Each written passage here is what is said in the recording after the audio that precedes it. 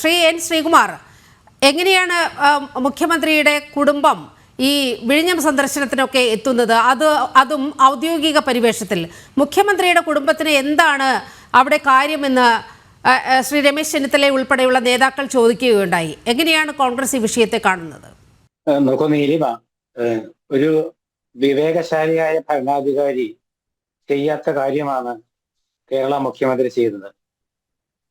കാരണം വിഴിഞ്ഞം അന്താരാഷ്ട്ര തുറമുഖത്തിന്റെ കമ്മീഷനിങ്ങിന് പ്രധാനമന്ത്രി വരുന്നതിന് മുന്നോടിയായിട്ടുള്ള ഔദ്യോഗിക വിലയിരുത്തലായിട്ടാണ് അതിനെ കണ്ടത്. ഔദ്യോഗിക വിലയിരുത്തലല്ല എന്ന് പറഞ്ഞാലും അത് ഉൾക്കൊള്ളാൻ പ്രയാസമാണ്.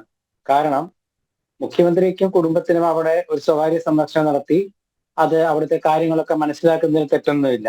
കാരണം ഏതൊരു പൗരനും സാധിക്കാവുന്ന കാര്യമാണ്. പ്രത്യേകിച്ച് മുഖ്യമന്ത്രിക്ക് അതിന് പ്രത്യേകിച്ചൊരു ഇത് കിട്ടും, പ്രത്യേകിച്ചൊരു ആനുകൂല്യം കിട്ടും. കാരണം അദ്ദേഹം മുഖ്യമന്ത്രി ആയതുകൊണ്ട് തന്നെ. അപ്പൊ അതിന് തെറ്റൊന്നുമില്ല, അങ്ങനെ പോവായിരുന്നെങ്കിൽ. പക്ഷെ ഇതല്ല, ഔദ്യോഗികമായിട്ടുള്ള സന്ദർശനമാണെന്ന് വ്യക്തമാകുന്ന തരത്തിലുള്ള ചിത്രങ്ങളാണ് അവിടെ നിന്ന് വരുന്നത്.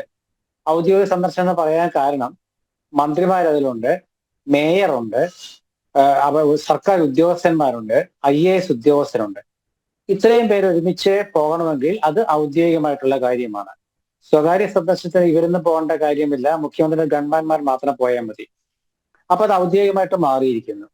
അപ്പൊ അവിടെ സന്ദർശനം നടത്താനുള്ള അവരുടെ ആ ഒരു ഡ്രസ് കോഡൊക്കെ ഇട്ട് അവരവിടെ നിൽക്കുന്നതൊക്കെ ഇങ്ങനെ ചാനലിലും പത്രത്തിലും ഒക്കെ കണ്ടിട്ടുണ്ട്.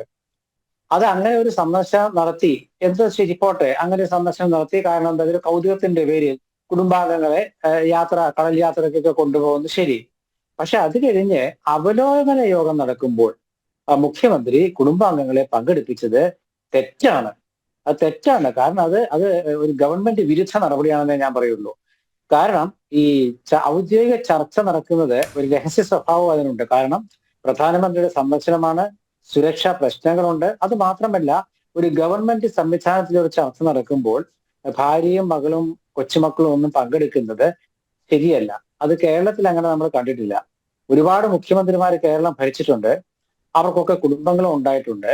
ആ കുടുംബങ്ങളെയൊക്കെ അവരുടേതായ രീതിയിൽ എന്താ പറയുക, പ്രോത്സാഹിപ്പിച്ചിട്ടുണ്ട്, ലാളിച്ചിട്ടുണ്ട്, എല്ലാം ഉണ്ട്. പക്ഷേ ഔദ്യോഗിക തലത്തിലെത്തുമ്പോൾ മുഖ്യമന്ത്രിയും മന്ത്രിമാരും മുഖ്യമന്ത്രിയും മന്ത്രിമാരുമായിട്ട് മാത്രം മാറുന്നൊരവസ്ഥയാണ്. ഇവിടെ അതല്ല കണ്ടത്. ഈ കുടുംബാംഗങ്ങളെ ആ യോഗം നടന്ന ഹാളിന് പുറത്ത് ഇഷ്ടംപോലെ സൗകര്യം ഉണ്ടായിരുന്നില്ല ഇരിക്കാനായിട്ട്.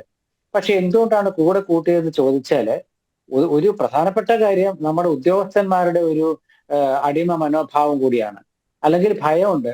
സാധാരണഗതിയിൽ മുഖ്യമന്ത്രിയോട് പറയേണ്ടത്, നമ്മുടെ ഒരു ഔദ്യോഗിക യോഗമാണ്, അപ്പൊ കുടുംബാംഗങ്ങളെ പങ്കെടുപ്പിക്കുന്നതിൽ ശരിയല്ല എന്ന് പറയണമായിരുന്നു. അത് പറഞ്ഞിട്ടുണ്ടോ എന്ന് എനിക്കറിയില്ല. ചിലപ്പോൾ പറഞ്ഞിട്ടത് മുഖ്യമന്ത്രി ഉൾക്കൊള്ളാതിരുന്നാണെങ്കിൽ അത് ആ ഉദ്യോഗസ്ഥന്മാരാണ് വിശദീകരിക്കേണ്ടത്. ഇതിൽ ഗവൺമെന്റിന്റെ ഒരു വിശദീകരണം ആവശ്യമുണ്ട്, ഇതിൽ പാർട്ടിയുടെ വിശദീകരണം ആവശ്യമുണ്ട്.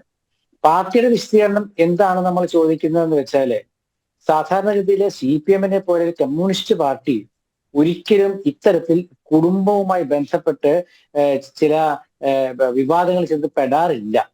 മുൻകാലങ്ങളിലൊക്കെ അങ്ങനെയാണ്. പക്ഷെ ഇപ്പൊ അതല്ല. ഇപ്പൊ സംസ്ഥാനത്തിന്റെ മുഖ്യമന്ത്രിയായ പോളിറ്റ് ബ്യൂറോ അംഗം അദ്ദേഹത്തിന്റെ മകളുമായി ബന്ധപ്പെട്ട ബിസിനസ്, ഈ വക കാര്യങ്ങളിലൊക്കെ ഒരുപാട് ആക്ഷേപങ്ങളും ആരോപണങ്ങളും നേരിടുകയാണ്. ഈ ഒരു സന്ദർഭത്തില് സാധാരണഗതിയില് ആ മകളെ അവിടെ ഔദ്യോഗിക സന്ദർശനത്തിന് കൊണ്ടുപോകുമ്പോൾ മുഖ്യമന്ത്രി ആലോചിക്കേണ്ട കാര്യമാണ്. അത് വ്യക്തിപരമാണ് അദ്ദേഹത്തിന്റെ. രണ്ടാമത്തെ കാര്യം, അവിടെയുള്ള ഉദ്യോഗസ്ഥർക്ക് പറയാം, ഇതൊരു ബുദ്ധിമുട്ടുണ്ടാക്കുന്ന കാര്യമാണ്, ഔദ്യോഗിക യോഗമാണെന്ന് പറയാം. പക്ഷെ അത് പറയാണ്ടിരുന്നതാണോ, എങ്കിൽ അങ്ങനെയൊക്കെ ആയി പൊക്കോട്ടെ എന്ന് ധരിച്ചതാണോ, അതിന്റെ ഉത്തരവാദിത്വം അദ്ദേഹം ഏറ്റെടുത്തോട്ടെ എന്ന് കരുതിയതാണ്, അങ്ങനെ പലതും ഊഹിക്കാൻ പറ്റും.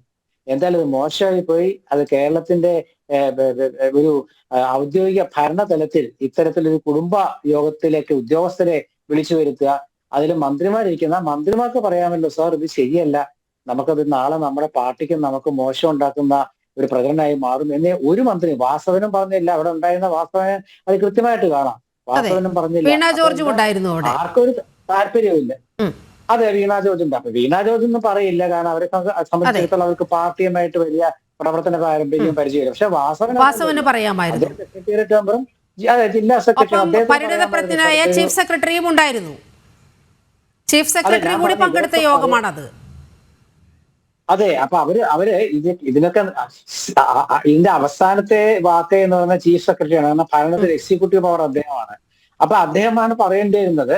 അതല്ലെങ്കിൽ അവിടുത്തെ ഉദ്യോഗസ്ഥർക്ക് പറയാം, ആർക്കും ഇവിടെ പറയാം, മന്ത്രിക്ക് വാസവന് പറയാം. വീണ ജോർജ് പറയില്ല, കാരണം വീണ ജോർജിനെ പറയാനുള്ള ഒരു ആ ഒരു ഇതിലേക്ക് അവർ എത്തിയിട്ടില്ല. കാരണം ഒരു ഓക്കെ. ജൂനിയർ എന്നുള്ള രീതിയിലാണ് പാർട്ടി അവരെ കാണുന്നത്. പക്ഷേ ഇതിലൊക്കെ ഉപരിയായിട്ട് മുഖ്യമന്ത്രിക്ക് എന്തുകൊണ്ട് അങ്ങനെ തോന്നൽ ഉണ്ടായില്ല? അതിന്റെ അർത്ഥം എനിക്കിതൊക്കെ ചെയ്യാൻ പറ്റും, ഇതൊക്കെ ആര് ചോദിക്കാൻ? കേരളത്തിലെ ജനങ്ങളൊക്കെ എന്നെ വളരെ ബഹുമാനത്തോടെയും സ്നേഹത്തോടെയൊക്കെയാണ് കാണുന്നത്. ശ്രീകുമാർ അപ്പൊ സാർ, അതുകൊണ്ട് എനിക്ക് ഇതിനെയൊക്കെയാണ് ഔചിത്യ ബോധം എന്ന് നമ്മൾ വിളിക്കേണ്ടത്. ഞാൻ അങ്ങയിലേക്ക് തിരികെ എത്താം.